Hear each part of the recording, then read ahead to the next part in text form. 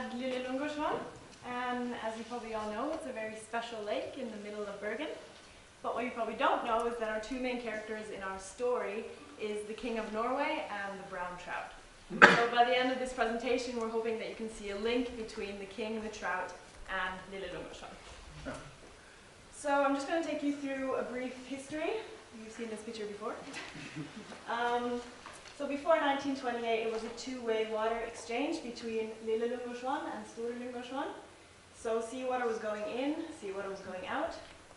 And then after a while, this area here began to fill in, and it became more land area. So the exchange between the two became reduced, and it became a very stinky lake after a while. But today there's only freshwater runoff from rain that's going into the lake, and then there's a one-way flow out to Storelångarsvan. So there's no seawater going in anymore. So it's a freshwater environment now. So with our project, we wanted to find out if Lillelångarsvan is suitable for human recreation, and also if trout are able to live there.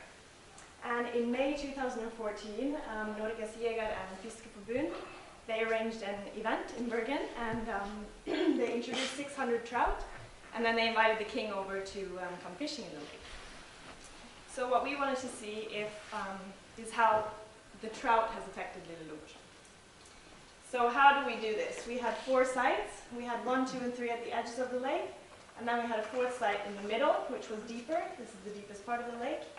And we took measurements at surface and 1 meter at the edges, and then we took a depth profile in the middle, which was surface, 1 meter, 3 meter, and 6 meters. We took measurements of phosphorus and oxygen and TCB. And then we also took plankton samples, where we did horizontal or vertical sample in the middle. So we went like that with the net. And then we did a horizontal one on the edges. Thank you. So what did we find?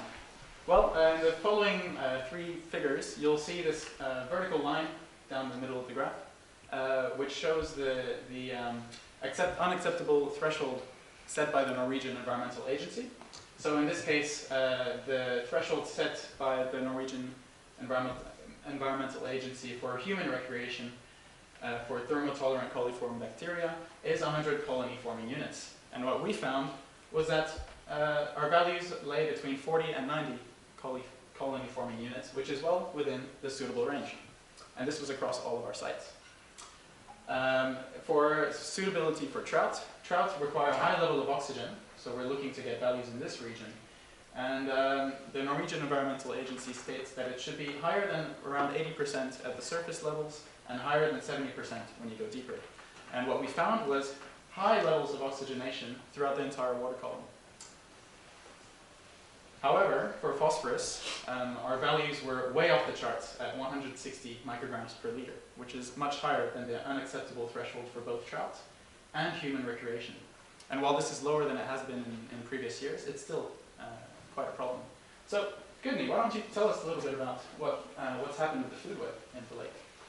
So, the food web in Lillelångarsvan is quite interesting because since the introduction of trout last year, it's been lacking a top predator for 20 years.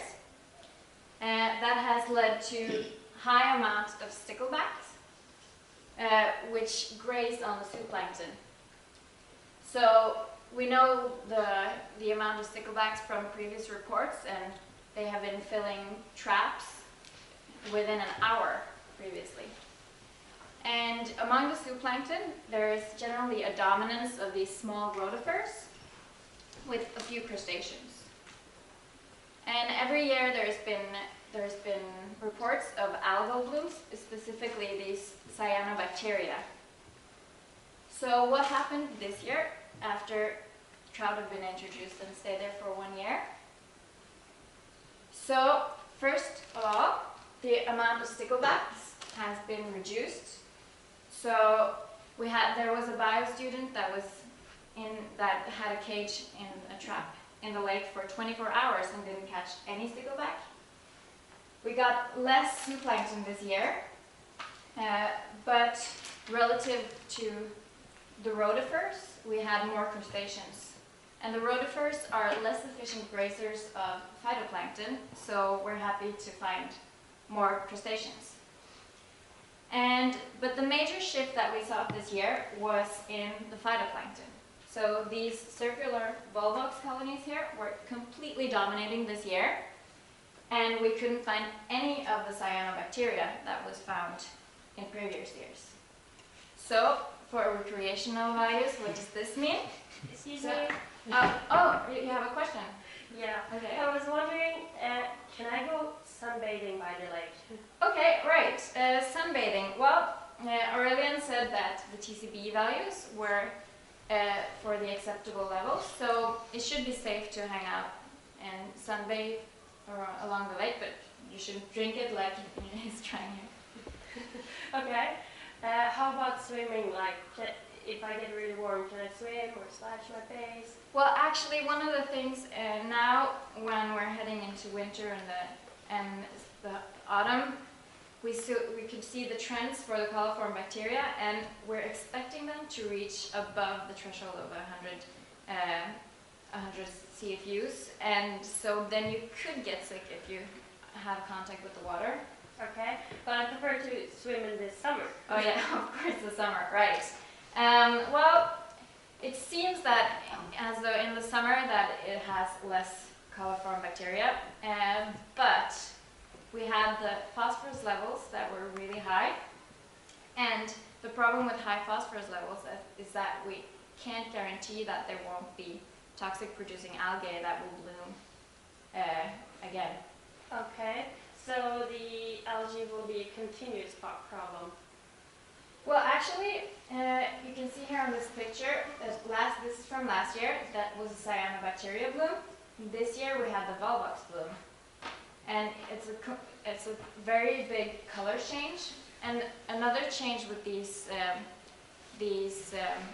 phytoplankton is that the volvox algae is not toxic. It doesn't create toxin, as has been reported, while there are the species that have been found in the Lillelungosvan of cyanobacteria. These ones are among the genera that might produce toxins. And when you have these high phosphorus values, we can't guarantee that they won't come back. Okay. Excuse me? Is there any trout in the lake? And can I have a fish there? Any trout? Well, we have evidence that there are trout. Weren't we talking a bit before the lecture? Didn't you say some of your friends found some trout and fished some trout out last year? Yeah. Well, so certainly you can fish in the lake. But to be honest, we're not entirely sure how many trout are left. But it's possible, we think. And the habitat is much more suitable this year compared to previous years for the trout. There's good oxygen throughout the lake. There's much better visibility, and the lake is almost entirely fresh water, whereas in the past there have still been remnants of saline water towards depth. So it's a very suitable habitat for trout. But can I eat the fish? Can you eat the fish? Well, again, some people have eaten the fish that they've caught in the past, and that fillet does look pretty tasty, doesn't it? But we would caution you though, because we haven't studied, and we don't have any reports of people who have studied the metal concentrations within the fish fillets. So we're not entirely sure if it's 100% safe. It probably is, but we're not sure. But what about reproduction? Can the fish reproduce in the lake? That's a good question. We're not so sure that it's possible for them to reproduce. Trout require a fairly complex substratum that's composed of gravel in order to lay their eggs. And in Lillelungagatan, we've seen that it's mainly clay or mud throughout most of the lake and very rocky on the outside, so it's not suitable to lay eggs.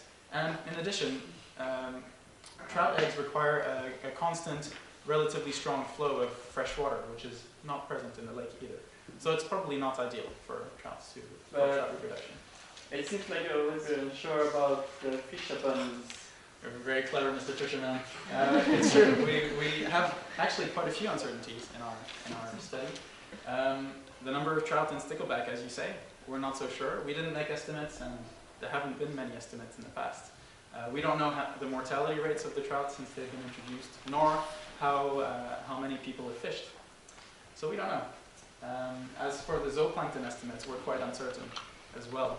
We're quite unconfident in our ability to detect the zooplankton and identify them, despite the fabulous help of our teaching assistant. We were quite incompetent. And while we would have expected this change to occur with fewer stickleback, an increase in zooplankton abundance, we didn't actually see this. If you remember from Gudni's explanations, the zooplankton actually was lower than previous years. And finally, we're not sure if volvox will stay.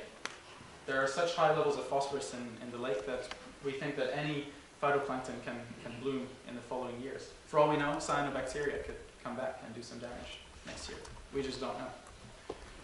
On that note, Gudni, what are some of the recommendations for next year? Well, it's good to be aware of the plankton composition and the water quality measurements so that we can keep following the trend over time. And also, it's good to have the estimates of the trout and the stickleback so that we know that if we can maintain a population, if people keep fishing, then maybe even the phosphorus levels will be reduced over time. So, for Bergen Kommune, we would like to suggest that you keep this trout population in the lake, so people can fish, and then if the population goes down, more trout can be introduced. So yeah, with a happy trout, we have happy king and happy people. Okay.